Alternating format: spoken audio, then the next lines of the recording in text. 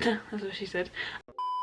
Hey guys, what's up? Welcome back to my channel, and today I'm talking you through my blood donation experience. I'm a first time blood donor, so this is my first ever time doing this, and I'll talk you through the experience from when I first signed up all the way to now, which is post donation. Literally just come back. So yeah, let's just get in with the video. Okay, so before I get into the video, I just wanted to say how it's really important of people from ethnic minority backgrounds like myself. I'm British Asian, from Indian descent, that we donate blood. That only 4% of blood donors come from Black, Asian, ethnic minority, BAME, whatever that stands for, STAME communities, and there's a lot of people with sickle cell disease out there that are from ethnic minority backgrounds that need blood donations. So before we even do anything, if you are from an ethnic minority background, I really suggest just registering, donating. It's a really easy process, and my following kind of story will tell you how easy and just how quick and painless it is. So just think about that, okay? All my other ethnic minority brothers and sisters out there, come on now, we gotta sort this out, we gotta help. So anyway, public service announcement situation done. Now onto the process. Okay, so I first registered to be a blood donor back in, let me have a look, on the 16th of December 2019. And when you register to be a blood donor, you actually do it online. So you have your own little profile, and then it'll show the kind of your latest, like your appointments and stuff, and you kind of have all your resources and everything you need. So signing up was really easy from what I can remember. It was just answer a few questions: where do you live, who are you, effectively, and then you go over to choosing where you want to give blood, like what's your best location. When you put your postcode in, various like kind of village halls and schools and stuff will come up in your local area. Okay, so after you sign up, obviously you just get a little email to say welcome to the blood donation list, blah blah blah, here's your online portal, this is what you can do with it, here's some contact details, all of that. So today's date is the 5th of April, which is the day that I donated, and then on the 24th of March, which was about 12 days ago, they did kind of send a reminder email out to me, and it was just the details of my new appointment. Now this came before I got my letter, and what's on my letter is basically on the email, and the email basically just outlined the fact that my location had changed, the time was still the same. So with your letter, it does come with a questionnaire that you fill out, and it's better if you fill it out before. Even though it may seem intrusive, it is really important to know that you're not kind of unknowingly donating your blood to someone and your blood is infected or just doesn't meet their requirements. So it is really important, so don't be offended by the length of the questionnaire because it is a hefty one. This last week they've been really good at sending me texts and updates about their situation and what they're doing to ensure that donation carries on as smoothly as possible during this kind of pandemic. The first one was sent to me on the 8th of March, so basically a month ago, to make sure that I was still ready and okay to give blood. If I wasn't, I'd have to let them know at least 3 days before, just to make sure they could probably get someone else in my slot and they're not kind of wasting any chances to get that blood in. And then I got a reminder on Monday with the date, the time and the address of where I was given the blood. And also, just because we are in the middle of a coronavirus outbreak, there was some text messages there about how this city is categorised as essential travel, and how like their hygiene is really important to them. That's everything kind of from when I booked it to like now. But yeah, then the day came and I was so scared. I just woke up today and I was just like so nervous because it's a situation that I've never been in before. I've never given blood, I've never had a blood test or anything until now, and I think the fear of the unknown is what made me so nervous. So yeah, because I didn't know what to expect really, it made me more nervous. And I got there and there were lines on the floor. I had to stop 2 meters away from the lady checking me in, hand sanitize my hands, and kind of walk in through to the next door.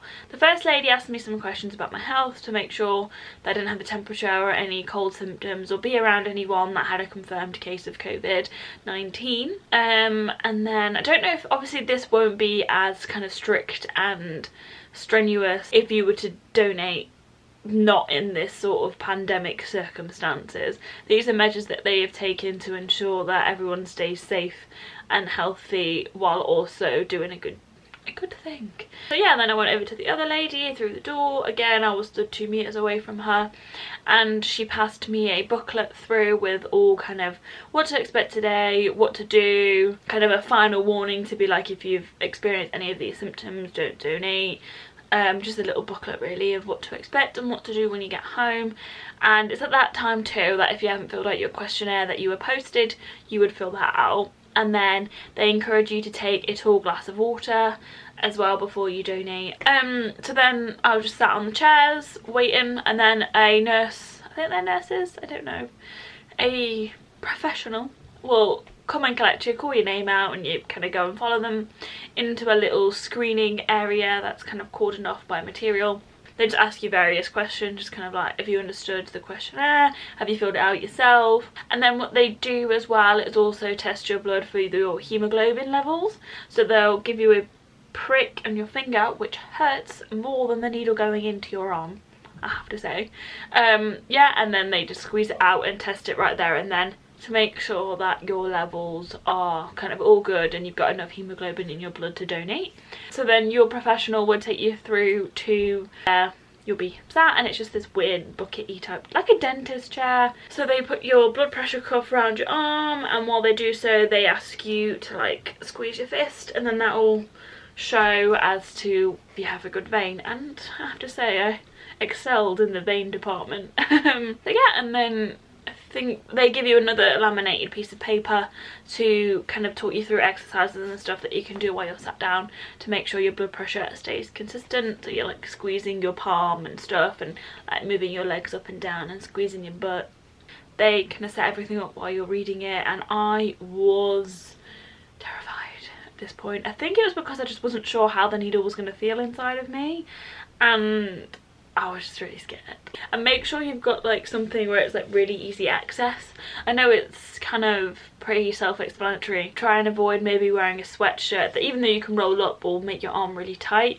Like a t-shirt or something would be just a lot easier. And then they she put my needle in, and it was very strange. I didn't look. I was like over here. I was like, yes, go on, just do it, just do it. And I'm not scared of needles, just the thought of them just makes me a bit anxious, just a little bit. But literally she put it in and it was fine. It was fine. It felt like when you go to the doctors to get your holiday injections, it literally felt like that. So she explained it was because you have the nerve endings on the top layer of your skin, and once you go underneath that there's no nerve endings there, so you don't feel anything.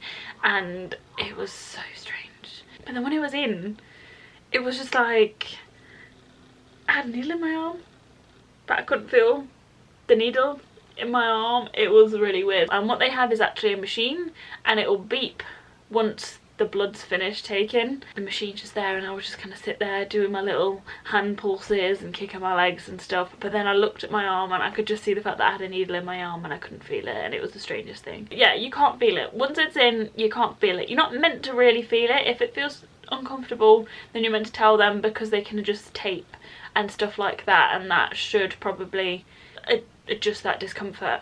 But yeah, so then I kind of sat there for about, I would say 10 to 15 minutes. It can take anywhere from 5 to 15 minutes to donate your blood, well, while you're in the chair. And then another professional came over to me and she kind of removed the needle, which was really weird. And then that was it. I mean, I donated my blood. After that, then they get you over to refreshments. You have some juice or some squash. And then you sit there for a little bit and you're free to go.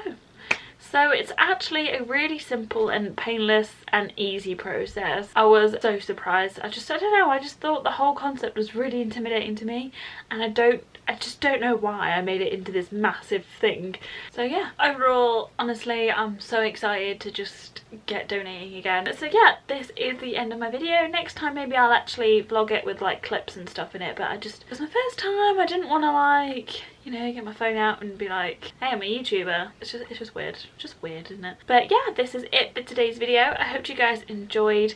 Like I said, if you've got any questions, just leave them in the comments and I'm sure I'll try my best even to just answer them for you. But yeah, this is it. I hope you guys are having a lovely day and I'll see you guys in my next video. Bye! That's what she said. I am a yeah, no.